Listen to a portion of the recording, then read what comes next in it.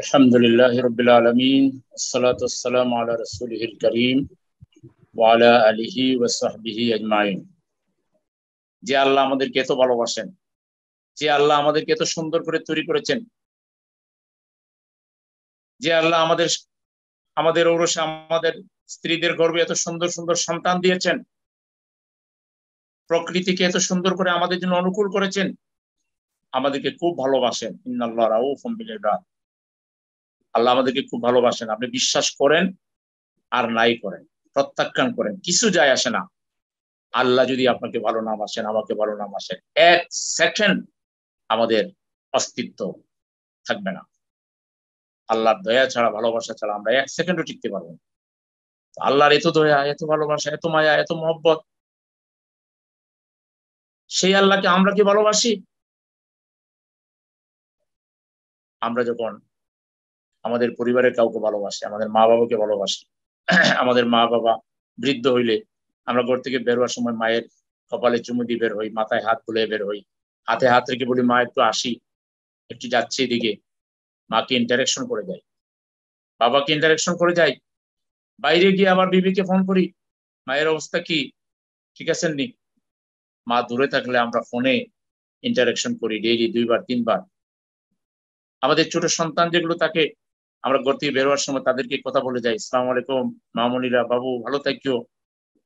তারা বলে বাবা কখন আসবা, আমাদের জন্য এটা নিয়ে এসো। আমরা ইন্টারেকশন কেন করি? আমরা তাদেরকে ভালোবাসি, তারা আমাদেরকে ভালোবাসে। মা বাবাকে ভালোবাসি, ভাই বোনকে ভালোবাসি, শ্বশুর শাশুড়িকে ভালোবাসি, ছেলে মেয়েকে ভালোবাসি। আমরা একে অন্যের সাথে ইন্টারাকশন রাখি ভালোবাসার দাবি পূরণ করার জন্য। আমরা কি আল্লাহকে ভালোবাসি? এখন যদি জিজ্ঞেস করি 2 হাত তো উঠেবেন, পারলে দাঁড়াইও যাবেন। কি যে বলেন আপনি! ভালোবাসি তো ভালোবাসি বলতেছি, কিন্তু আমি যদি আপনাকে এই আবেগটা বাদ দিয়া কেস স্টাডি করি,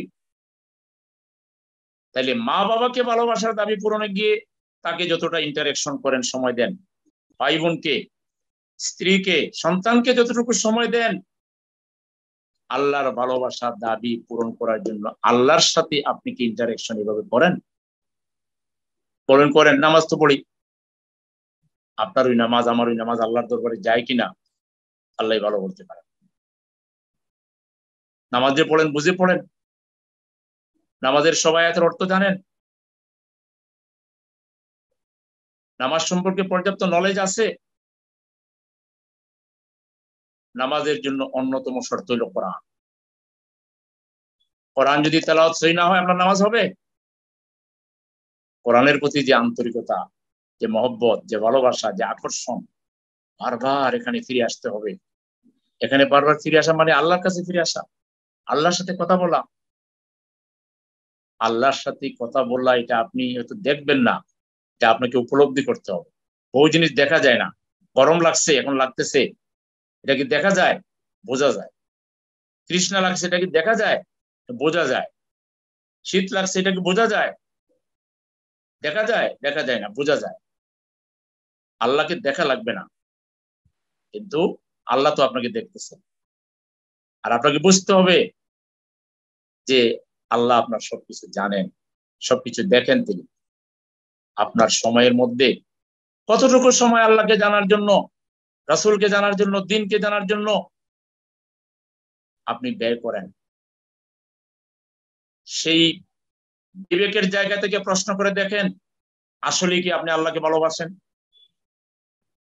আল্লাহর ভালোবাসার হক আদায় করার জন্য যেভাবে কোরআন অধ্যয়ন করা দরকার, প্রথমে সহি করে শিখা, তারপর অর্থ শিখা, ব্যাখ্যা শিখা, শানে নজুল জানা, এরপরে আয়াত মুখস্থ করা, দার্স তৈরি করা, এরপরে এই আয়াত অন্যদেরকে শোনানো, অন্যদেরকে শেখানো, এটা দার্সটা পেশ করা ঘরে, প্রতিবেশীদের কাছে, মসজিদে, সাংগঠনিক কর্মীদের কাছে।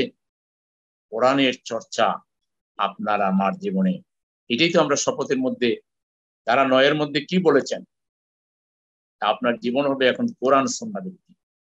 তো জীবন কোরআন সুন্নাহ ভিত্তিক হওয়ার আগে কোরআন তো আপনাকে জানতে হবে ভাই। সুতরাং আমি যদি বলি যে আল্লাহকে ভালোবাসেন কে কে, সবাই হাত তো তুলবেন, দাঁড়াইও যাবেন। কিন্তু কেস স্টাডি করলে দেখা যাবে যেটুকু সময় মা বাবাকে, ভাই বোনকে, আত্মীয় স্বজনকে, সন্তানকেও দেন, অতটুকু সময় আল্লাহর সাথে ইন্টারাকশন করার জন্য হক আদায় করে দেন। আর এটা যদি না দেন, আল্লাহর কসম, আপনার পক্ষে শপথ রক্ষা করার কোনো সুযোগ নাই।